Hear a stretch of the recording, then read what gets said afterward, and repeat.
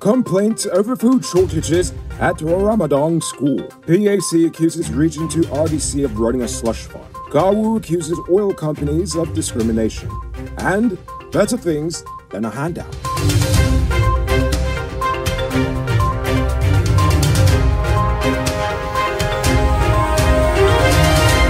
I am Noriko Belfort, and this is Uncut News. Do you see news happening? Send us a tip on WhatsApp at 592-659-6151. A food shortage at the DC Caesar Fox Secondary School in Ramadan, Region 7, has resulted in poor quality of food being served to the students in the dormitory. As such, a teacher at the interior school has taken to Facebook to highlight the plight in hopes of the Education Ministry intervening. And the post has indeed caught the attention of Minister Manikchan, who in a statement said that an investigation will be conducted into the allegations. Manikchan also added that the schools fall under the direct management of the RDC.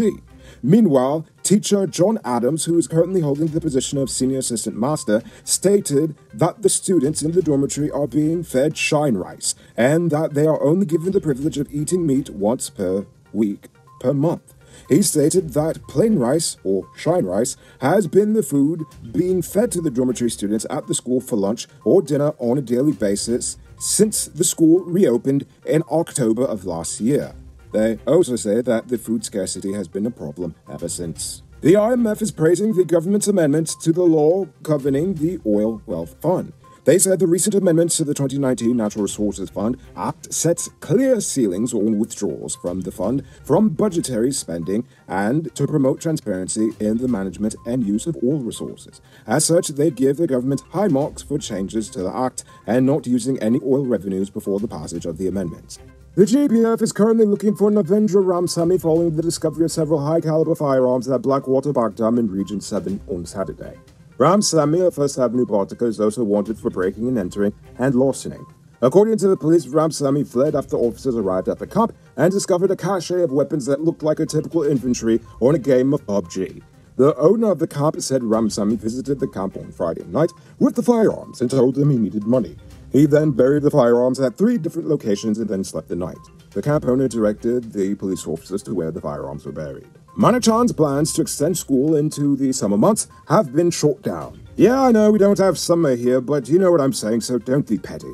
Schools will remain closed during the July-August break as per usual. According to the minister, she has rescinded that consideration after a consultation with teachers. According to her, teachers felt particularly tired because, while it is true that they were at home, they were still working, often having to work online. The ministry will soon launch mass reinforcement lessons for nursery, primary, and secondary levels on the Guyana Learning Channel and the ministry's radio station.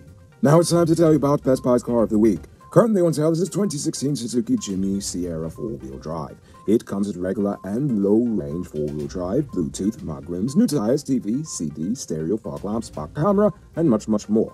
Back cash for $3.4 million. All pay as low as $700,000 down with around $67,000 monthly for 5 years, and it is yours. Call or WhatsApp 662-0844 for more info. Or visit the showrooms that look 171 Bureau Street, Queenstown, or lot 2 Lamar Street. And tell America sent you for this sweet deal. On Monday, the Parliamentary Public Accounts Committee accused the Regional Administration of Region 2 of using revenue generated as a personal bank account, or slush fund, as it's also known. Millions of dollars collected in the region from the rental of equipment, buildings, and toll fees are routinely placed into 3 Republic Bank accounts, which were opened decades ago under the Guyana National Cooperative Bank. But the 2017 and 2018 Auditor General report said over 21 million Guyana dollars was paid in advances to over 350 persons in the region from the years of 1995 to 2018, but those remain outstanding. The suspicion is that those funds are not properly accounted for and could be used for corrupt or illegal purposes. It was revealed that these advances were made to employees for transportation, meals, salary advances, miscellaneous works, activities, and celebrations. But these things are already covered in budgetary allocations.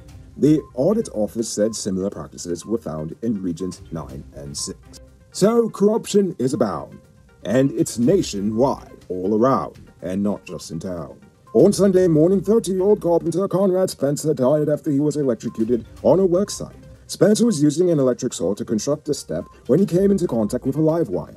Police said he was found motionless with burns on his right elbow. On Monday, Clarence Farley was charged with the murder of his wife, 41-year-old schoolteacher Omega Alt. Farley made his appearance at the Freedom Hoop Magistrates Court, where he was remanded to prison until June the 27th. On Saturday, County arrested 37-year-old Terry Andrew Joseph and a female passenger at the Square of the Revolution in Georgetown after a Lawson 380 semi-automatic pistol was discovered in their vehicle. For the best crotch in Guyana, that should read, for all sizes of clutch disc and pressure plates for heavy-duty trucks in Guyana, check out Powered Automotive. Get this and other high-quality truck parts at the lowest prices. Visit them at Lot 1161 EE Eccles, or call them on telephone number 697-0171. Save big on truck parts at Powered Automotive, the #1 heavy-duty truck parts store in Guyana. The police are currently investigating the circumstances surrounding the shooting death of a so far unidentified man at Self-Help Square, East Rumville, Georgetown. The body was discovered with a gunshot wound on the left side abdomen at about 3 a.m. on Sunday. Police said one .40 caliber spent shell was recovered about 6 feet from the body. It doesn't seem like robbery was the motive, as the haversack containing liquor, body spray, a knife, and over 18,000 Ghana dollars were found next to his body. The police further noted that the surveillance cameras are expected to be reviewed soon. Gawu is accusing oil and gas companies of giving its foreign workers a pay raise while ignoring local workers. While not naming a company specifically, Gawu said the pay increase was approved against the backdrop that the cost of living has increased locally. Now, this is not the first time the union has brought up discrimination in the oil and gas sector against locals. Back in January, workers complained bitterly about not being afforded the same benefits as their foreign counterparts. On the matter of the pay, the workers related to the union that the company doesn't believe that locals deserve a pay increase at this time. It might not be robbery season, but the streets are still mean. That's why you need to get security for your home and business through Sheriff Security Service. Sheriff Security offers well-trained guards, armed and unarmed patrol, marine patrol, canine services. These people even got drones. Why? Because your security is their highest priority. You've seen the rest, now hire the best. Hire Sheriff Security Service today. Now for today's oil update. Not long after the PPP assumed office in 2020, CGX Energy was granted an extension to drill a well on the quarantine block offshore Guyana.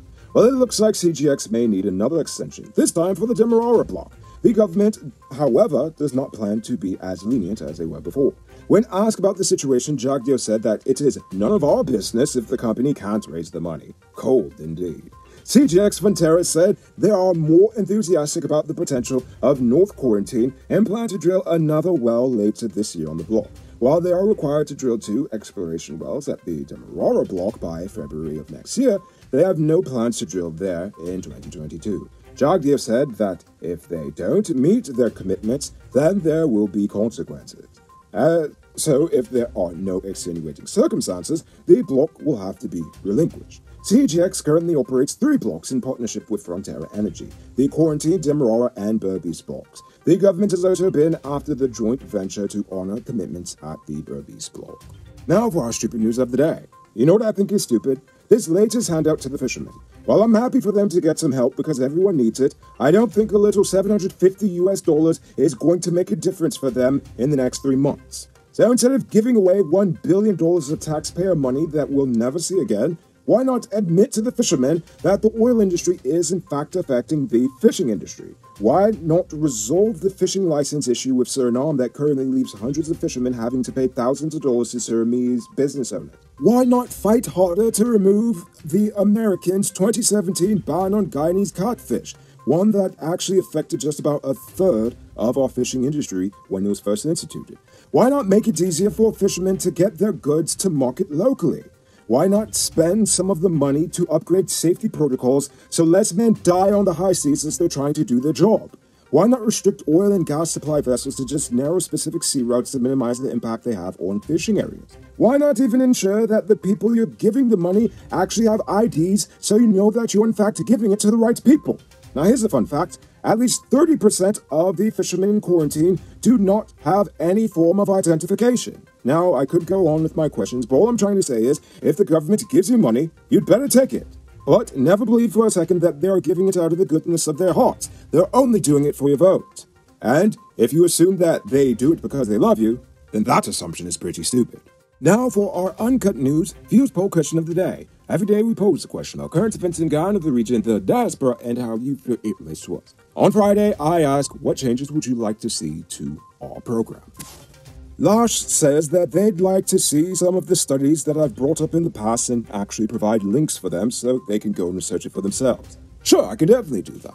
RC View Farm says that we could show more videos instead of stills, and maybe even add a piece on the NRF figures every night so we can hear how the money's growing. That's a great idea. We'll definitely consider that. And as for the videos and the stills, it really depends on the availability of the footage. Nicholas Bassard says, how about some weird news of the day with or without the usual stupid news of the day? And he also asked about the right amount of fingers. Well, listen here. When was the last time you've actually seen a cartoon with 5 fingers? For some reason that sounds creepy to me. And finally, Guy Bryan said if it's possible, you could do a call-in program like Action Line, like in the 80s. Maybe, we'll see if it's possible, but who knows what the future will hold. Before we get to tonight's question, you can multiply your cash by selling digital top-up. This is a legit way you can spend money at your business or to supplement your current hustle. Become a top-up vendor quick and easy by linking with Cellular Plus. Call them on telephone number 685-3109 for more info. Now for tonight's question. What is your biggest concern that the media is not covering? I'd like for you to think about that question. Tell us in the comments below. If your response is good enough, we just might feature it in our next episode. Anyway, that's all the time we have for tonight, and check us up tomorrow for another. Until then, I'm Rico Bulford saying good night, folks.